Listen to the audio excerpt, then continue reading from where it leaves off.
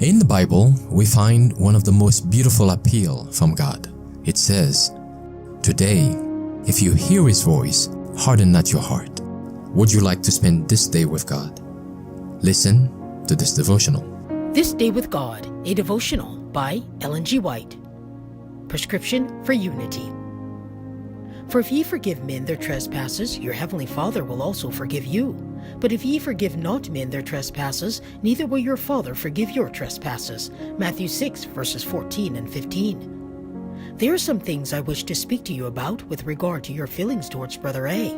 You are in danger of feeling too strong over the supposed injuries he has done you. But my brother, if he really did you a wrong, cannot you see that he will be the sufferer and not you?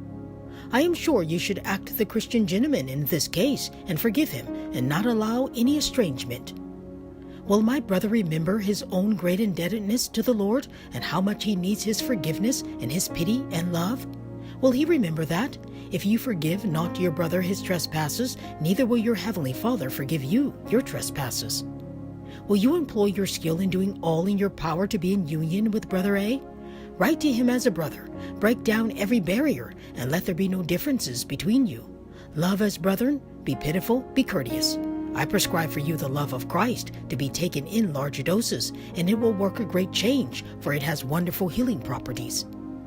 Do you not think all heaven would look upon you with pleasure if you should open your heart to the pitying love of Christ?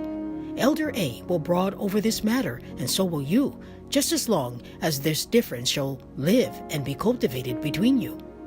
But let every root of bitterness be dug up and buried. It is possible that you have mistaken views in regard to Elder A's real motives, and again, you may think and talk and feel more than you should feel, and you misapprehend your brother. Satan will be highly pleased to have you cherish an unforgiving spirit instead of drawing together in even cords.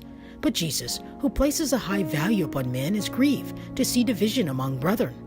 I wish we could all be as Jesus has given us an example in his life. He came not to destroy men's lives, but to save them.